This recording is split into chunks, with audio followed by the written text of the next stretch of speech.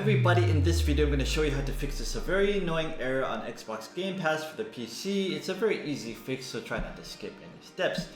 Okay, the first step is to go to Microsoft.com and go into a Microsoft account. This is in Japanese, I apologize for that, but I do live in Japan, but the steps will be the same. Now go into your info here. Go into sign in preferences. Then you want to sign in. Now what you want to do is add another account alias. So this error occurs because, well, I'm not actually sure why it occurs, but by making a new alias you can get around this error.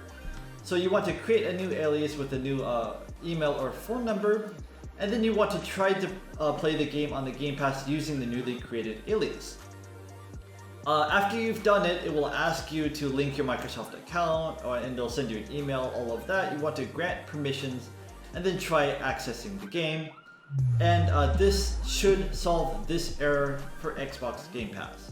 If this helped you, leave the video a like. If this didn't help you, leave the video a comment, and I'll do my best to get back to you.